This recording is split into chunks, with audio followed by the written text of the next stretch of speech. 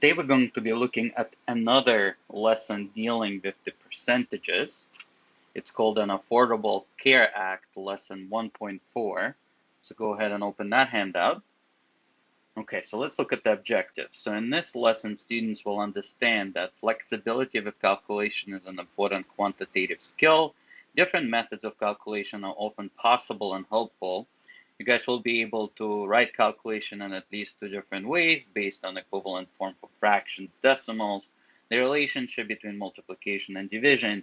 We're also going to look at the commutative property and the order of operations. So a lot of these should sound familiar to you, and we'll review those concepts through this lesson where we'll explore something that's called the Affordable Care Act. All right, so let's read this passage right here. The government offers financial aid to low-income individuals and families who enroll in the marketplace. The amount of aid depends on many factors such as income, family size, and location. Federal poverty line are used to see if an individual or family qualifies for aid when buying insurance through the marketplace. In 2016, the federal poverty line is $11,880 for an individual and $24,300 for a family of four. Individuals and families making 100 to 400% of the poverty line are considered low income. The government uses this information to figure out how much a family can pay for healthcare coverage. The government offers financial assistance to cover the rest of the cost of healthcare coverage beyond what the family or individual pays out of pocket. If a household income is between 100 and 133% of the federal poverty line, that individual or family would not have to pay more than 2% of their income to cover their health insurance costs. In this situation, a family would pay 2% of their income as an out-of-pocket expense for healthcare coverage. The government would pay for the remaining cost of coverage in the form of a tax credit. The table below summarizes the expected contribution for the healthcare cost for a family of four having an income between 100 and 400% of the poverty line. An individual or family making more than that 400% would not be eligible for financial aid from the government. A premium is the amount of money that needs to be paid for insurance. The problem is that many low-income families are having trouble understanding how to calculate the cost of healthcare coverage under the Affordable Health Care Act. Some of you might know this act as Obamacare. It's been in place since 2016, and it's still available to the families or individuals to sign up on the government website. So I'll try to understand how the mathematics work. So this is the information that would allow us to solve everything pertaining to the situation. Now, first question. So we read a pretty dense passage. And one thing that I would like for you to think about, and I would like you to write your response individually, is the following. Question number one. What are the factors that determine how much money low-income individuals or families will pay for healthcare coverage? So go back into the passage and find the information that will answer that question. I'll give you a moment. All right, so let's go over what factors can contribute to the how much the families will pay for healthcare. Now, some of you might have looked at this information at that passage and found the following, which is in the first paragraph. It says that the families that have, let me highlight this right here. So there's something here, the factors such as the income, family size, age, and location seems to be the thing that would be important, right, when it comes to healthcare coverage. And yes, they are important when it comes to the amount of the aid. All right. However, there's something here that you will find which basically answers the question, and that is that in this, you see, it says that the family will sort of expected to pay a certain amount when their income falls in a particular bracket. You see? So, in other words, if the family falls into a given category, then this amount right here is what they expected to contribute as a percentage of their income. If they fall into any of these brackets, and we're going to discuss of how to determine what bracket one falls on, but their contribution is solely dependent on that. Anything else is going to be covered by government. And yes, in certain places, for instance, New York State, the healthcare costs are more expensive than some other locations. So therefore, the government will have to supplement more for people living in a place like New York compared to someplace else. However, the individual's contribution will not depend on their location. So the only sole factor to answer question number one is the income and nothing more. Okay, so let's write that down. Only income. Only that will determine the contribution. So now, following up with that question, let's go ahead and talk about mathematics behind the calculations of the contribution. So the second question is asking us, what does it mean if a family, or it says not a family, an individual has an income that is 150% of poverty line? All right, so what is that? Well, first of all, let's go ahead and find what's the poverty line for an individual, and we're looking backwards in the year 2016. So what is that number? Can you see it in the passage? The poverty line for an individual? All right, yes, it's in the second paragraph. It's right here. It's $11,880. So let's write that number down. $11,880. Okay, let me just make sure I got the right number. Yes. And then we're going to go ahead and find 150% of that. Fortunately, in the previous lesson, we already seen percentages that are higher than 100. Remember that question on the markup, right? When you add 15% to the cost and it becomes 115%. So 150% is similar way. It's basically 100% and another 50%. But the way you would calculate this is the same way as with any percentages. You're going to go ahead and multiply that percentage times the amount, $11,880. All right, so let's do that. Or let me ask you first to put that answer in. Okay, and now let's go over it. So 150% is going to be 1.5. You can include 0 if it's easier for you. Because what is 150%? It's 150 divided by 100. 1.5, 1.5. So 150% is 1.5. A whole and another half. That's what 1.5 is. So when you're multiplying by $11,000, okay, it's kind of like distributing it in. When you multiply it by 1, it's going to give you back what you started with. And then 0.5 gives you the additional half of that. Right? So it's one of the ways that you can calculate it. So times 1.5. So that's going to be, I'm using my calculator. So it's 17,700.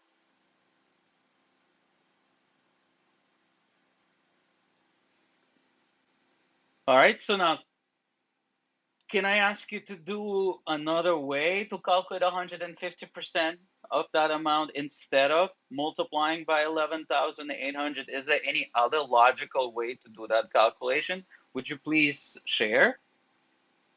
If you don't have a method, just say, I can't think of anything. All right, so the other way that one could think of what 150% is, 150% can be thought, as we said earlier, as 1.5, which is the same thing as 1, and like that. So it's 1.5. I just want you to kind of understand the percentages in the quantitative way, using quantitative reasoning. So when we say 1.5, what does that mean? Well, 11,800 this is a whole, okay? And then what's a half? Well, a half of 11,800 is you divide this by 2, so that would be, or multiplying by 1/2, so that would be 5,900. And if you put those together, so that number and that number, that will give you 17,700. So that's how you can think of this logically. A whole and a half, 150%. By the way, what would be 200%? Right, that would be twice. 300%. Right, 3 times, and so on. 350%, 3.5. All right, so each 100% gives you a whole. 200%, 2 wholes. You see? Be comfortable with that. That's what the course is about. Just get comfortable with the numbers and then using them for interpretations. All right, so let's continue with this Affordable Health Care Act. So the next thing that we're going to be looking at is, it says, William and Vanessa and their 2 children have a yearly income of $31,200. We want to calculate this family's income as a percentage of a poverty line. Remember, the poverty line for a family of 4 is 24,300. All of this data is from 2016. Right now, our numbers are higher, but the idea is the same. Alrighty, so now let's look at this family. So they're making 31,200. Is this more than the poverty line or less? More, absolutely. So it's more than 24,300. How do we find what exactly it is as a percentage? And listen to this carefully. Well, we use 24,300 as what we call a base. This is our foundation. This is 100%. And 31,200 is more. Okay? When you set up a percent, if you want to calculate the percent, the way you want to set this up, and this might look familiar to you, is this idea of the amount divided by the base. When you set it up as a fraction, that will give you, any fraction can be converted in a decimal format, and a decimal format is related to exactly percentages, right? So for example, if we can say, let's say 10 out of 30 students commute to school, or let's say in the 30 students, out of every 30 students this semester, 10 people take a class online. If we want to express it as a ratio, we do 10 out of 30. Just understand, when you put it in a fractional form, it gives you a fraction of a whole. Here, notice the amount is less than a base. So what you get is what we call a proper fraction, which reduces to 1/3. If you write it as a decimal, you're going to get a repeated 3.33333, and the first 2 digits right here represent the percent. So this is about 33% of the students. So I hope you have I'm hoping that you have an intuitive understanding of a percent. And if you don't, we're going to see this throughout the course this semester. Alrighty, so in our case, this family is making more than the poverty line. And therefore, as a percent, we expect that they are earning more than 100%, which represent the poverty line. When we set it up this as a fraction, it becomes what? $31,200 divided by the base. Use your calculator. I'm going to punch the numbers in my calculator. Any calculator would be fine. It's just a regular division. All right. And don't think about dividing because you have a larger number, smaller number. Don't think about what operation needed to be done. Think about what you're doing. You're finding a percent. So what you want to think about is what is the base? And the base in this case is the denominator. So once you divide it, you're getting 1.2839 and so on. Let's write a couple of digits, maybe like 4, and let's round it. So 2839, which is going to be 40. I'm just rounding, okay? So that means they're making 1.2840 of the poverty line. Okay, so the numbers like that are converted into percentages. How? Notice we haven't done this yet in this class. So if you want to go from a fraction to a percent, you first get a decimal, and then you multiply this by 100%, which represents a whole. That's a conversion. You're basically writing it as a percent. So what will happen is that the decimal point will move 2 places to the right, and you're going to get the following answer: 128.4%. We're going to leave it as that. If you ask to round to a whole percent, it will be 128. I'm going to leave it as that. So notice that they're making 100% and another 28, which is about like a third. So it's close to 30%. So that's how much they are making. Now, why do we need this information? Well, going back to sort of what this lesson is about is determining the healthcare cost which is based on an income. All right, when we're looking at the Affordable Health Care Act. So if you go up to that table, you're going to identify the percentage of poverty line as your first column, and you're going to see in what line does it fall, and we're going to highlight it. So this family falls into the second category between 130. Oh, where are they? Oh, they won 28%. So they are in the first category. All right, right here. I apologize. Let's erase this. Okay, and let's highlight the very first line. So they are at 128%. So they are in the first line in this table. So therefore, they, based on that low, they expected to pay 2% out of pocket for that insurance. 2% of what? 2% of their income. Not more than that. And that's before any other tax breaks. All right, so they expected to pay 2% of their income. Notice that we needed to know where they fall first in order to determine their family contribution. All right, so now that's your turn. Part B, calculate what is 2% of their income. Go ahead. What would that be? Okay, so let's calculate that. So let's review that. So it's going to be 2% of their income, not the poverty line, their income, which is $31,200. And notice this is again going back to calculation of a percent. All right, now you can do this logically, by the way, because the numbers are kind of nice. I want to show you kind of on the side, sort of an idea of how you can do things in your head, especially, sometimes that can be useful when you want to do mental math quickly to make maybe some kind of financial decision.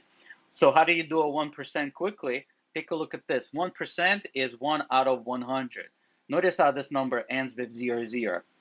So that tells us how many hundreds are there.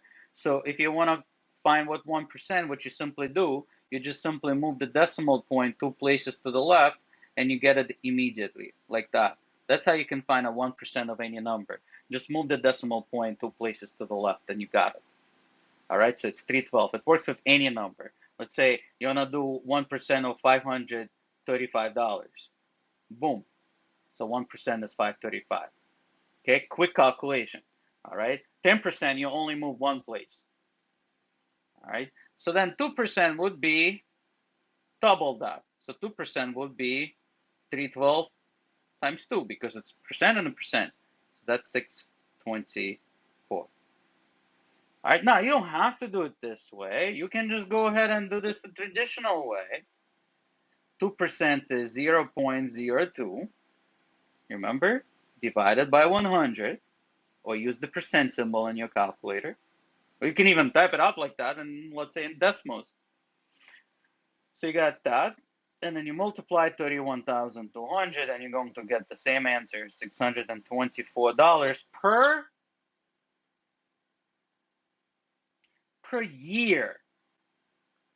The word here that we also need to kind of look, it says premium contribution. Did it say what they are? It does say in a passage, if you go back, these are the yearly numbers. Okay, annual. That's how much you do each, they pay each year, not each month.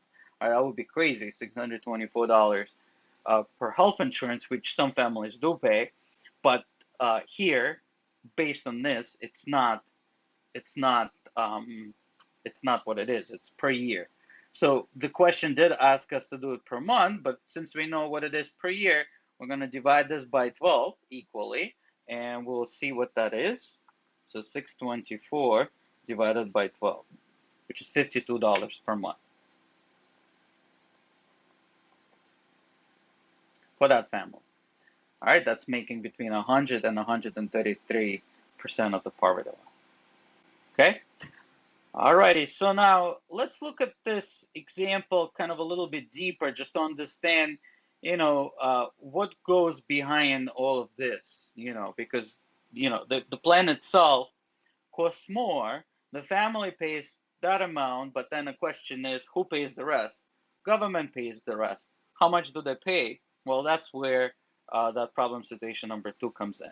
So families have options when selecting a plan in the marketplace. There are 5 categories: catastrophic, bronze, silver, gold, and platinum. The silver plan is considered the standard plan, and individuals or families that have income between 100 and 400% are considered low to moderate income, and they will receive the financial assistance to cover additional costs. So the only thing that the families who sign up for the silver plan will have to pay are those percentages that are dependent on the income, and the rest is covered by the government. Now, if the family decides to sign up for a higher plan, then the government would still only cover the cost for the silver plan, and the difference will be paid by the family. All right, so now let's go ahead to that example about William, Vanessa, and their 2 children. So it's a family of 4. The plan, the standard plan, the silver plan for that family in the place where they live actually costs $11,064 per year. All right, so that's how much the plan is actually cost. If William and Vanessa enroll their family in this plan, how much will the family receive in the form of government monthly aid? Monthly aid to help cover the insurance costs. So first, what I would like you to do is to calculate what is the monthly cost of this plan. Can you write your answer? If the yearly cost is $11,000, what would be the monthly cost? All right, so you go ahead and take that amount and you're just dividing it by what? By 12. All right, so that's the cost of the plan. So 1164 divided by 12. So that plan actually costs $922. By the way, who gets that money? The insurance company. They're getting the money because they are the one who are managing it. So they will be getting $922 per month. Okay, let's just be clear. That's per month. That's the cost.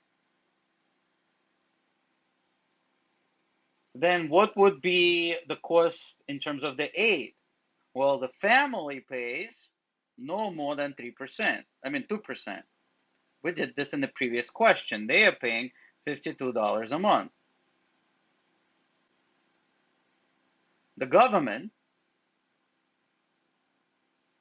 the federal government, will pay the rest. What would that be? Give me a moment to calculate that. All right, yeah, so here you just subtract 922, take away $52. So the aid is $870 a month.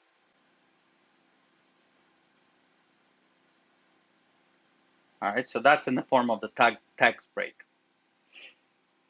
All right. Next is, let's consider another family. So it's basically just another example of the same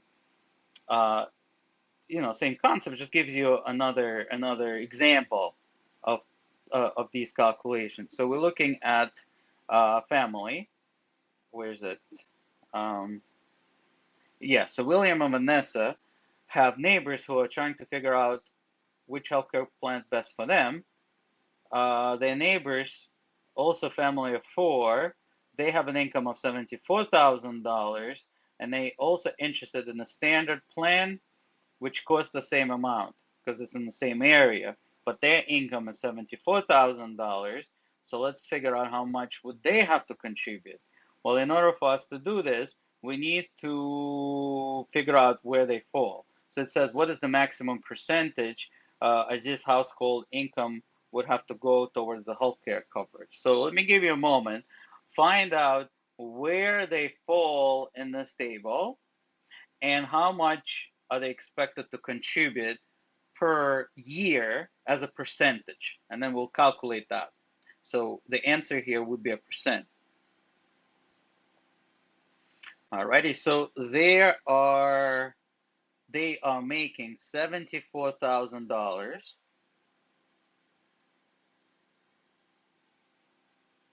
Okay, $74,000, and the poverty line again is, we gotta look it back up. So the poverty line is 24,300. By the way, that information will be provided to you. In the questions that you will see, the numbers will be updated based on the current numbers, but the concept would be the same. You divide it by the base, by the poverty line. So they're also making more than 100%. Now let's see what exactly that percentage is. So we're going to grab our calculator, and when we want to divide 74,000 divided by 24,300, notice that fraction is not proper, so we're getting a number more than 1. All right, so it's 3.05 if we round it off to the nearest percent. So it's 3.05 to the nearest 100th place. I'm already thinking of percentages. So if we convert that into percent,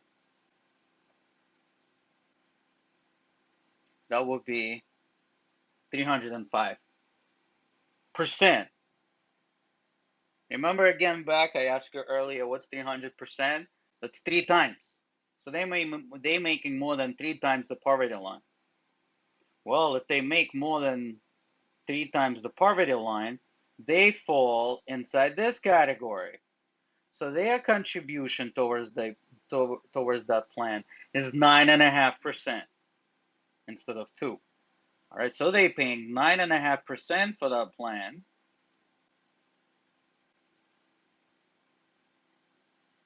Of what? Of the income. Okay, so that's what part B says. Calculate the maximum amount of money that they would spend per month. Their income, $74,000. So we're going to go ahead and multiply. When you're converting the number that has a decimal already, there's quite a lot of times students make an error and they do not move 2 places. They kind of assume that 1 place is already in place. No, you're still dividing it by 100. So you still move 2 places, so you ended up with 0.095 rather than just 0.95. You see, there's another 0 right here. Okay, be careful, because it's a very common error. All right, so we're going to take 0.095. and we're going to multiply by $74,000, and they need to pay $7,030 per year. That's their contribution. Divide this by 12 because we need, the question is asking for month. So divide it by 12, and for that same plan, this family is end up paying $586 per month.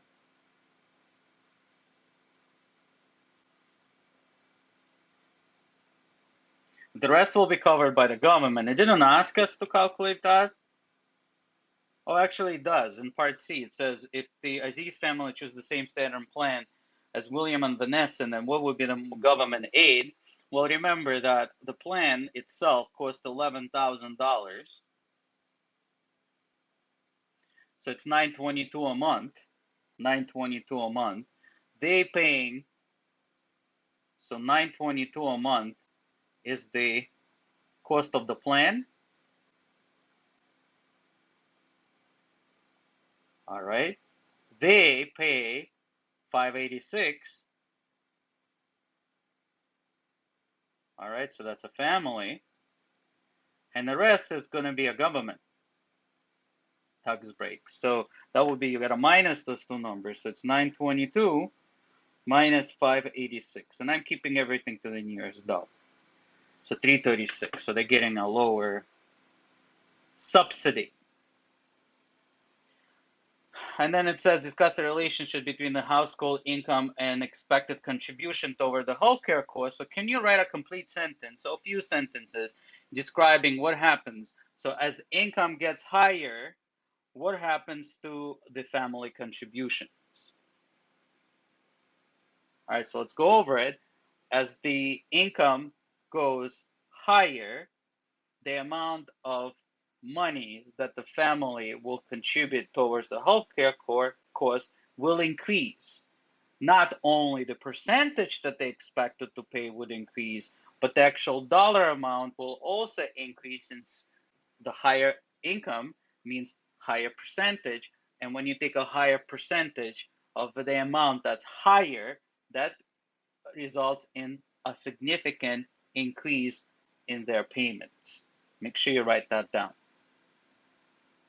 Okay, now just please understand the Affordable Care Act was, and it still is, uh, it's a provision that would allow everybody have an access to healthcare. That was its provision. It is costly because of the cost of healthcare in the United States, but it does open up some possibilities for those who are not eligible for, let's say, Medicaid or Medicare, and their employer doesn't provide health care, which a lot of employers do. Okay, it's something that you also want to look for when applying for a job, to see if the employer provides healthcare coverage. If they don't, then that's an option that's also available. And that concludes the lesson.